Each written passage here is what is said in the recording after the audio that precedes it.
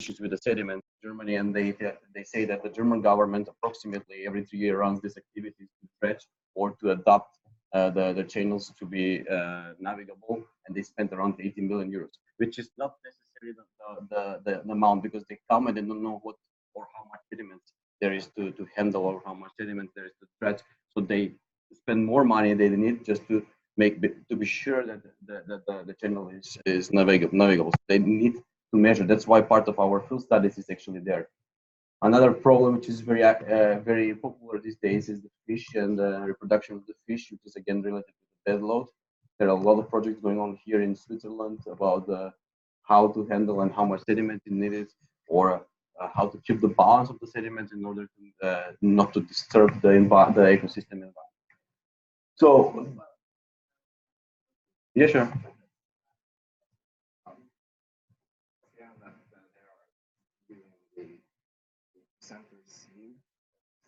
Okay, then it's your. Can I just sure? Sure, I can. I'm sorry. So it should be. Yeah. So what was the point? The point is that here we have sediment surplus, and that's like one of the problems that the people see. And the first approach, but however, I think so. You think so? Okay. Then it's also no. Again, the same thing from before. Doesn't work. So I should keep on this slide, right? The same thing is before, remember? No. Anyway, then we also have a problem with there is not enough sediment, because if there is not enough sediment, then the erosion happens, and then the riverbanks can collapse. Even some dikes can collapse if the erosion goes into the pool, the dikes, and then there's another problem, which leads us to a conclusion that we do not really have to get rid of the sediment, keep the balance. We have to keep the nature flow of the sediment. Maybe you can press one. Yeah. Thank you very much. Yeah, this is what I meant before. This is a picture from January, I think, where the riverbank collapsed, and then the sediment goes in, and if this is a navigable channel, then the boat is stuck and could not continue. So it's very important to keep the river morphology and the riverbank stable as well. And yeah, as I mentioned, we need to measure the sediment first to get the information what and how much sediments we have, or particularly how much bed load is moving, and what you're interested in is the bed load transfer rate. So I skipped the slide here showing you every single instrument, what and how it's measuring, but the main point is that the conventional methods, or the for example, suspended sediment isokinetic, or the pressure difference sample that you see in the beginning of this video, they require a lot of labor, a lot of workers to start the job, and you need a vessel to arrive on the field site. Then you need to send the data to the laboratory, and it takes forever. So you maybe for one single project you need a year or more to have the data. That's my experience. This is particularly bed load measurement in Germany, and as you see, we are 4 people here to handle one sample, and that's 1 point only. And in let's say 1 month preparation, not to mention that this boat was developed and prepared for these measurements, the bed load sampler, and then after 1 year I get 1 point, only 1 point of this measurements, and it took like months for processing, 1 day to collect the data, and so on. So that's why we want to introduce a new technique, or at least one option how to measure the bed load, and that's a hydro-acoustics, which basically it's the cheapest of all other options. There are several instruments that can be used, or people who develop different things, but this is the cheapest one because it's easy to deploy. It just goes on the top of the water, and what you need is just the post-processing of the data, the collecting of data. Now, as I mentioned, this is the ADCP. So what you can do, why actually we like this instrument, is because beside this first task, which is the discharge measurement and the bathymetry in the river environment, you get the backscattering trend from the bottom or from the water column itself. With that, you can estimate suspended sediment load. Probably you heard about this. This is very, let's say, actual or popular issue, especially in the US and in France. Their institutes are running a separate program which is called hydro-acoustics, and they develop a lot of stuff and they do a lot of measurements. Actually, they want to implement this measurements of discharge and suspended sediment through all US now. There is a program running, and to substitute the old techniques with the new techniques. And what I'm doing here, or what is my research, is to actually explore the bottom tracking mode. That's a separate mode of the instrument, which is meant to define the position of the ADCP, or where did they put that? The pointer.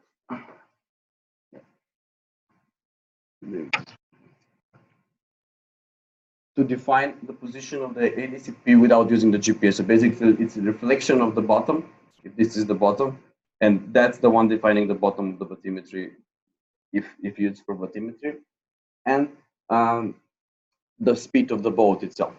How is it done? I'm going to explain later on. But just to keep in mind that if the bed is moving, then if this is a track, if this is the track from the bottom tracking, which is the acoustic signal, then you have the GPS, and then this distance here, these differences here, it's called the bias, and it's the bias with the bed load velocity. And that's why we actually like, because all at once you have information about the water velocity, and you have information about the bed load velocity. You have information about eventually about the bed load concentration, the suspended sediment concentration, and the water velocity. So some details of how it works. It's basically the same thing as any echo sounder. It's nothing different. It's the backscattering trend and the Doppler effect. So the bottom tracking mode, as I said, is a very same signal as the water profile, but with different characteristics, like a different pulse length and a different coding of the element, different modulation. But the nature is the same. So it uses the Doppler effect, which means that when these particles are moving, or this car is moving, they're causing change in the frequency, in the carrying frequency of the signal. That change is proportional with the velocity, which we call apparent bedload velocity. Because when we talk about velocity here in some part of the water column, it's definitely only correlated with the velocity of the particles moving here. But when it arrives to the bottom, it gets more complicated. So we have a surface scattering, which is a strong scattering reflection of the signal. And then you have the volume scattering, which is of our interest. So the first assumption is that this bottom track velocity, or apparent bed load velocity, is a spatial average, which means that the signal spatial average arrives to here and samples the mobile particles and the immobile particles. So this is our first assumption, and I'm going to use further on and see if it stands for all the instruments and all configurations. And then finally, when this signal comes back, you have the echo. The same thing as you have the from the echo from when you're looking into the medicine. Let's just say into the medicine, and then you have the echo, which would lead to information about what is the concentration and what is happening down here.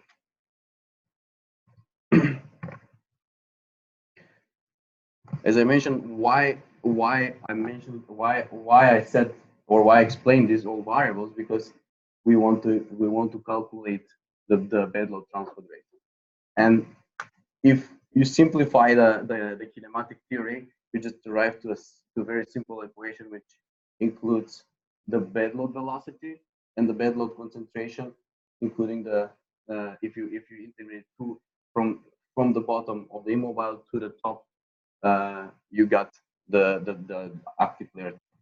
So with this formula, we actually get the bedload transfer rate, which is the most interesting thing for every like consulting company or everyone who is dealing with project where you have a bedload. So what they ask you just was the total mass of the bedload transfer, was the bedload transfer rate. And with this instrument, we actually can get all these variables to calculate the bedload transfer rate or the total mass if you do properly the measurement. So this it's a bit distorted. I'm not sure why, but anyway, there's all the information there. So you have the bedload concentration. You can extract from the backscattering strength, or you can use some empirical formulas again, implementing the water profiles from the ADCP, and you have the apparent bed velocity. So you have the apparent bedload velocity here. So that's the core of this approach, and then we can try, this is part of our research as well, to calculate the bedload concentration using the backscattering strength, or we can go with some empirical formulas implementing or trying to calculate the shear stress from the water profiles. So there's basically two methods that we used in our studies, or in our future studies, how to calculate this bedload transfer rate. Yeah, as I mentioned, this is the concept in 2004, and then now we run these tests and field studies to see if we can develop a methodology. But for competition, we still miss a direct collaboration with some of the manufacturers. Now I'm going to start with the laboratory measurements and the field measurements, and I'm going to give you a complete picture of what is being done until now and what is to be done in the future. By the way, the presentation, it's strange. Something changed with the format and so on. Yeah, but I think it's okay. Everything is mixed, but it's because of somehow it's stretched. Anyway. This is our lab experiment done in basically we did the experiment in 2 laboratories in Ottawa, Bologna, and here in Trondheim. And what we use is a camera, high-speed, high-resolution cameras, ADCPs, ADVs. So we try to keep track of every single variable hydraulic parameter here in our flume. I tested only natural materials because that's important for hydroacoustics, and we try to keep minimum suspension because that's another variable measured by the ADCPs, and that can interfere our pure bedload measurement. This is how it looks. Basically, simultaneous measurements with the camera, which are the whole view you see, and then you have the 2 beams of the ADCP sampling here. On this graph, you see the velocity. The squares are the velocity measured by the ADCPs, and the other one is the camera. So this is one ADCP, only the 3000 megahertz, and that's why we have basically fully matching of the velocities, because the camera can only measure the surface velocity, and the 3000 megahertz eventually samples of the top layer of the velocity. And here you have the concentration. That's the surface concentration, or the moving particles. Only the registered particles moving in this picture, or this video. And here are the summarized results. I'm showing these results because I want to show that there is a difference between each ADCP we measured. Now we've seen this ADCP, this configuration, precisely this one on the video, but all these graphs show different configuration. So on the ipsilon axis we have the apparent bedload velocity, and here we have the camera velocity multiplied by the concentration, the graph that you've seen below the bedload velocity in the previous slide, which gives us a kind of normalization of the camera velocity that includes that includes both the mobile and the immobile particles at the same time. So as I mentioned, this all line are different configuration of the 3000 megahertz, and what we see here is that actually we have a fully matching of the surface velocity of the camera and the bedload. So this is for one frequency. However, when we move down, this is 1 megahertz. We've seen something different, totally totally scatter or totally offset, or a big offset of the results from 1 megahertz of one configuration. The other one, the send was compared was matching with the surface velocity. The send is, I'm sorry, I forgot to mention that the send are the gray symbols, and the black symbols are the gravel or the larger coarser particles. And the RDI actually underestimated the velocity. So that means that we cannot really just go on the field and everyone take one ADCP and measure the bed load. There's a difference between each instrument, and which depends on its signal modeling, the frequency, and so on. The next thing is that we also tested the backscattering strength, and we noticed that there is a correlation or there is a decrease of the backscattering strength when the velocity increases. So this is a backscattering strength in negative values, typically presented in negative values. So when the backscattering strength when the velocity increases, the backscattering strength decreases. That means that there is a attenuation of the signal, and that is good because we gain information about the about the concentration of the pedal. However, the last one of the instruments, which is Stream Pro or RDI instrument, did not show any correlation. That was the one that in the previous slide was underestimating the result. So this instrument, it's very used for many projects and engineering purposes, but it's not able to measure it's insensitive to the bed load concentration. We also noticed that there's a difference between there's a difference between the backscattering strength of the gravel and the sand, and that information can be used to extract the particle size distribution. So next test was to test this instrument towards different particle size distribution. So the final results just show us that looking at the probability distribution function and the values of the backscattering strength, we can actually divide between different ranges of the sediment. So beside the concentration, velocity, the ADCP can also be used for classification of the sediment materials. However, as I mentioned, we have to be careful. We cannot just go take any ADCP and go on the field and measure. We have to have some pre-knowledge of the hydraulic parameters of the field side, of the sediment particle size, not necessarily exact sediment size, but from history or from previous research. And we definitely prove that the instrument has a capability. However, what we are missing is detailed information about the modulation of the signal, about the pulse line, the signal processing cell size, and the coded elements, because these all things are not able to be changed by the user of the ADCP.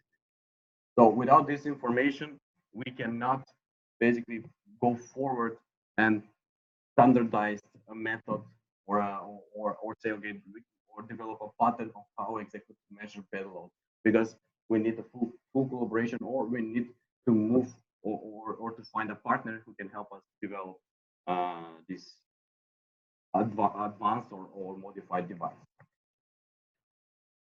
We didn't give up. So basically, when you see there is a problem, you can always calibrate the instrument, and you can say, okay, for this instrument you have to use these steps, and then you will get the information. So we did two field studies. One is in Germany, in Oda and Elba River, and another one is in Albania, in the Devil hydropower, part of the Devil hydropower project, and it's tributary to the main river Devil in this value.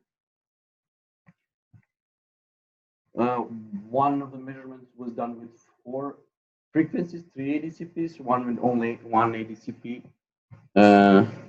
River Pro, and the other one are 2 RDI and 1 Sontech. So basically, we deployed all the existing ADCPs used in the river environment.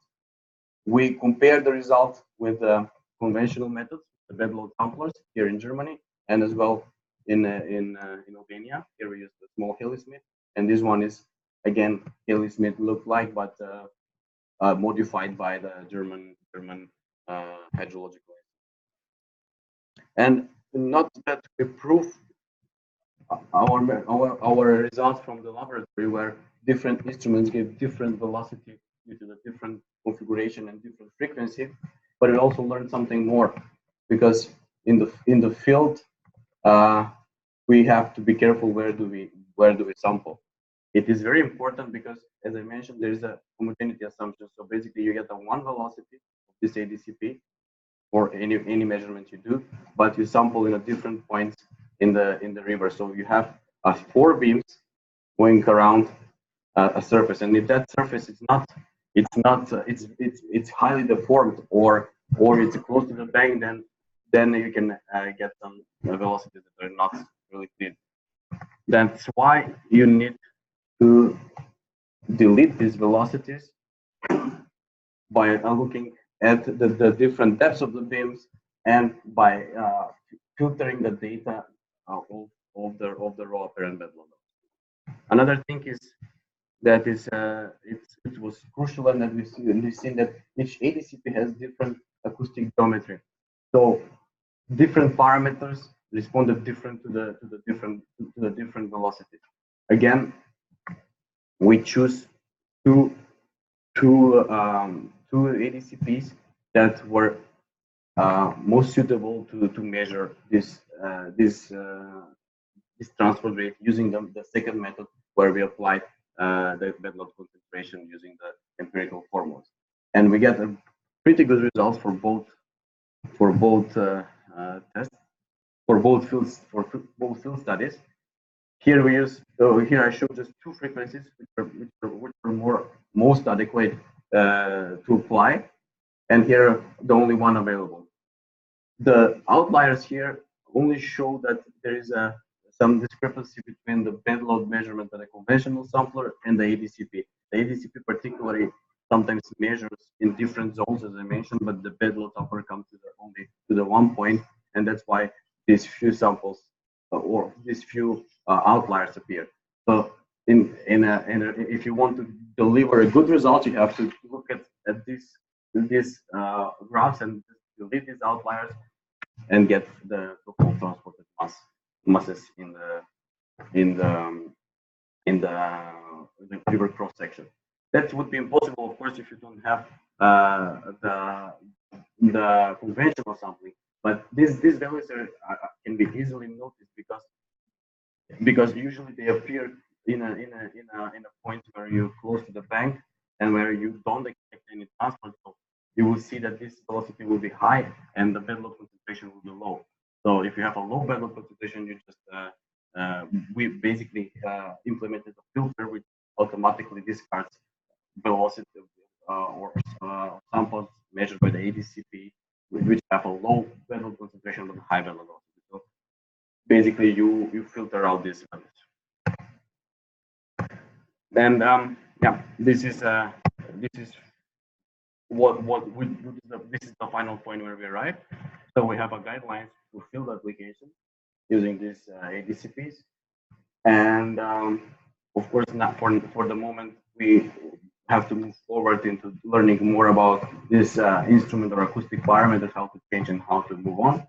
And we definitely, with our last studies, as I showed before, we definitely can measure the bedload concentration, because this was the biggest uncertainty before.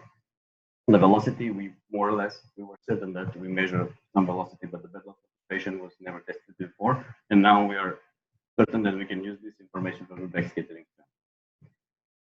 And now I'm just going to show you very briefly a few slides related to other projects and using hydro-acoustic technique to measure suspended sediment or to do some other stuff. Here, for example, this is the last project we had in Albania, in Banja, and it's it was just pure bathymetry measurements and calculation of the sediment deposition, especially in the parts of the inlet, on the tributary inlet and close to the intake. So this procedure was this whole project was interesting because this instrument is meant to measure only 25 meters, and here we have like more than 55 meters depth. So basically, I configured this instrument, or I pushed for this instrument to measure more, which is possible to be done with entering some commands and using VBTalk. And I succeeded to use the middle bin almost perfectly, which you see the results here. But the other two are just losing the point at more than 40 centimeters, 40 meters. I'm sorry. Another thing that is the next objective is to use this signal to identify the bottom. What do we see down there? Is it a suspended sediment at the right, or is the natural the natural terrain before the filling the reservoir? And this is another use of the ADCPs, which probably you've seen. It's called suspended sediment measurements and the discharge measurements from the horizontal profiles, from the horizontal ADCP and using the horizontal profile. So these are two examples, one in Albania, which is mainly processed by my supervisor in Bologna, and this is in Norway, and this is part of the pictures of Sile. She's working in some CFD analysis of the sediment rock. What's the main advantage of this instrument is that they can have a continuous measurement of the water level, of the discharge, the velocities, and the suspended sediment. This accompanied with a new, let's say, new approach developed by our group, using the sensitivity of this instrument, not just the backscatter, but the acoustic attenuation and the acoustic sensitivity information. We can actually, you need of course to calibrate it. You need to take some samples before and calibrate the instruments and get a nice information for the water levels and for the suspended sediment concentration. In fact, we have some very valuable data, or we obtained very valuable data for StatCraft in Coquel, which could not have been taken on a field because you cannot just stay there forever and sample the bedload, or you cannot even follow the change of the morphology and calculate correctly the rate curve for the discharge. Another and the final thing that I did in my PhD, this was at the very beginning. We used just a simple acoustic backscatter to measure suspended sediment concentration. This acoustic backscatter measures 1 point, and we attach to an isokinetic sampler. This is a sampler that takes samples from the water, and basically there's a bottle inside, and it's used to collect samples to measure the suspended sediment concentration. And then we compared the suspended sediment concentration with this instrument, which is based on the very same principle that I mentioned before of the hydroacoustics. The only difference is that this instrument is very high frequency and it can measure from 30 to 300 microns particles. However, this was a case study in Danube. Our points were far on the left, so we have to calibrate the points, which is basically using this diagram here to calibrate the backscattering trend towards the real this backscattering trend towards the real points, and then you get the calibration coefficients, and you finally can do a nice verticals. And these verticals were done in less than 1 day. It's very fast, and that's why we wanted to continue with this research, but somehow it stopped, and then probably in future we continue. It's much faster than isokinetic. We use the isokinetic to compare, and then the next day we run and we just do these profiles in one cross section in less than 1 or 2 hours. And this is like the whole cross section interpolated. Yeah. Thank you for your attention. And if some questions, this is from Albania, and this naturally came because it was so hot. I haven't experienced that hot. 45 degrees in the balls. No. Someone has questions, please. Yeah.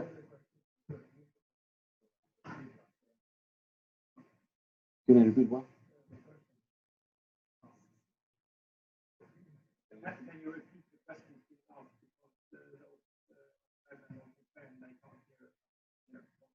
Ah, sure. Please.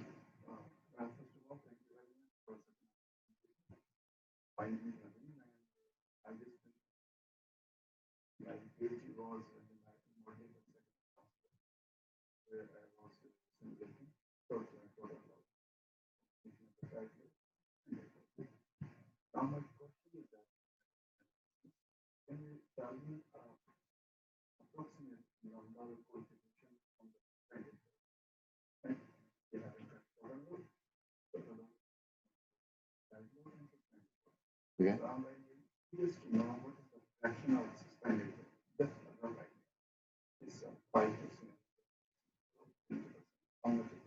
Fraction of the suspended load in what? In total load. Typical calculation, or like, probably you know this. I mean, oh, sorry, I have to repeat the question. So Adim is asking, what is the fraction of suspended load in the total load in general, or in my experiments? I will try to explain. So in general, as you know, the rule of thumb is that 90% of the load, or let's say from 70 to 90% of the load is suspended, right? So that's a rule of thumb. That's something that everyone.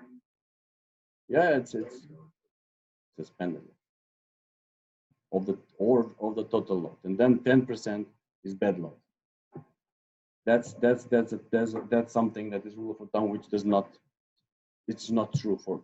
It's definitely not true always.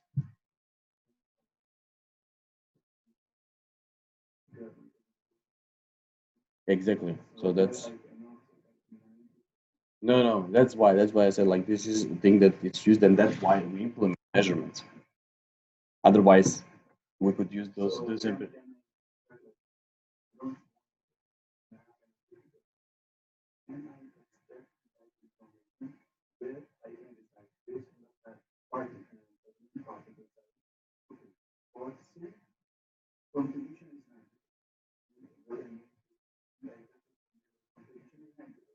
Okay. Okay, so you are asking if there is a correlation between the particle size distribution, or the median particle size, and the contribution of the suspended load.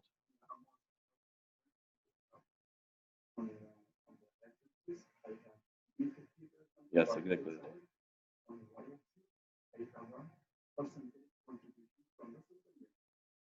Okay, of course. Then here again, you're coming back to the basic hydraulic parameters. So you have a shield parameter, right? You have the mobility parameters, so which this is information that you already know. And then I'm not sure why would be this interesting for you. And of course, if you have a gravel, the gravel theoretically can go in suspension if you have a super flow, right? So you have the hydraulic parameters, and you have the shield parameters, which is called the critical mobility parameter. And then you have this line of shield parameters where you have, you probably you're aware of that. So I mean, I'm sorry, but this question doesn't really make sense at all. Yeah.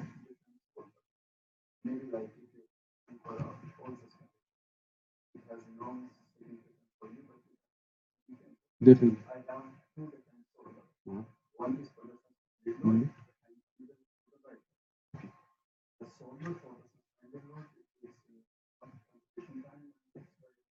Okay.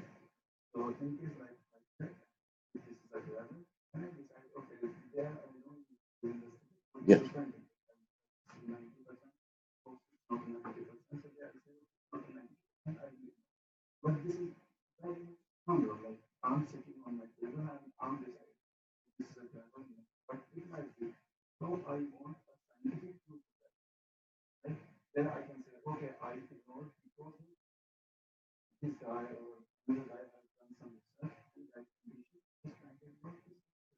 Yeah, exactly. That was done by Shields in 1935, and then in his thesis was not supported as well, so he was jobless, and then now he's the most famous guy. If you're asking, I'm not sure. But you want to know how much of the, if it's a mixture, for example. Okay, so I will repeat the question. So you're asking if there is a mixture, right, of sediment in the whatever river, field side, whatever it is, and then you're asking, you have a hydraulic parameters, you know what flow, for example, right? And then you're asking how much of this sediments will go in suspension, how much of this sediment will go in a bedload. Is that correct? Yeah. Okay. This is now I got your question. So I'm sorry. Like previously, I was like I thought like I was something. This is actually a very difficult question if you have a mixture. This is practically impossible to answer.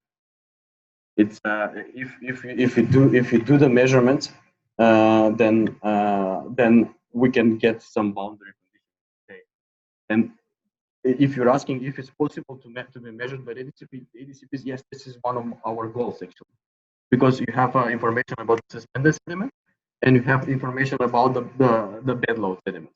And if you actually have samples, real samples, and have the particle size distribution, this information can be easily extracted and then implemented as a boundary condition in the models. But the main problem here is that the general approach is using the Shields parameter. So by knowing the particle size distribution and the particle size, you can distinguish between what is suspended and what is bedload. But as you say, probably you arrive to some of these problems, and that's why you're asking this question, because it's never true if there is a mixture.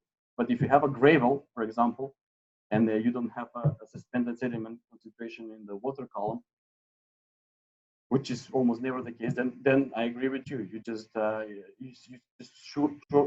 show that the gravel is not moving, and it's only gravel from your physical samples or from the backscattering strength. If you implement acoustics, then you have you can just not run this module of suspended sediment.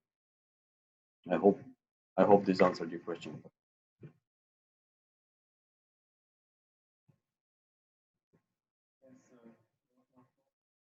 I have a question concerning the practical use.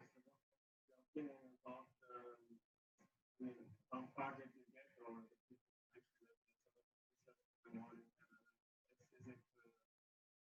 is a technique, is it so far that you can just go out in the field and use it like the normal engineers very soon, or is it still for the suspended sediments, more or less, yes. In USGS has a specific department for hydroacoustics, so they really work on that.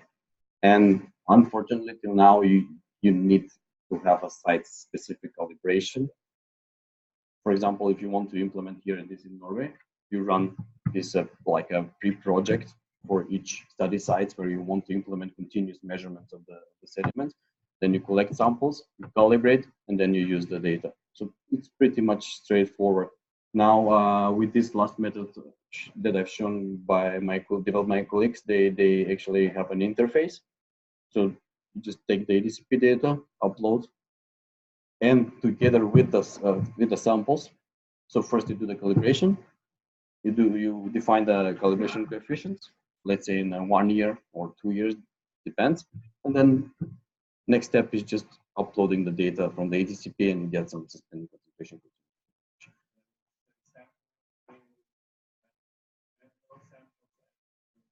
Suspended. I'm talking about suspended. The bedload sampling is still. That's actually one of our future goals, or the experiment we talked. That for example, the German institute wants to have the same thing for the suspended load for the bedload.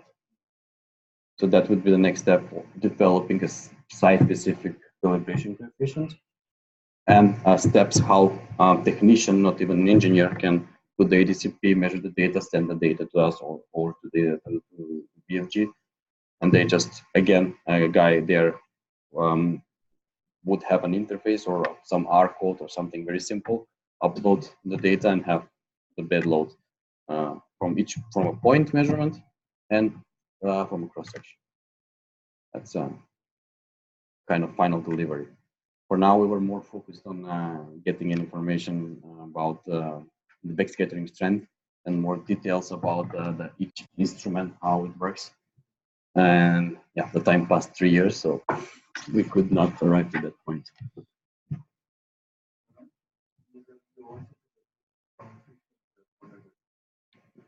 Can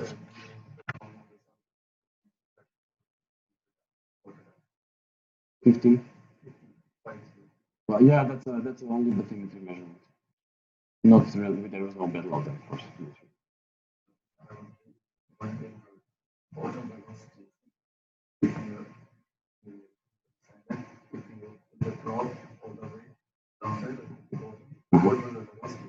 No, there is no velocity. It's a reservoir. It's a lake. There is no. It's just the samples, which probably will be done by the same group in 2 years or something, depending on the project starts. They will be just the core samples or just the grabbing samples from the bottom, and then you compare the backscattering strength to see or calibrate, and then map the bottom particle size distribution.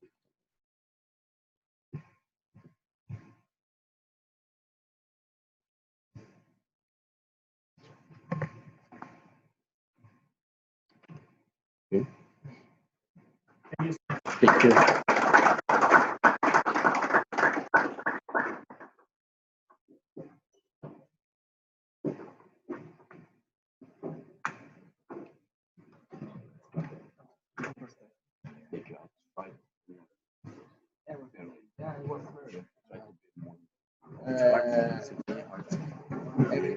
It was interesting.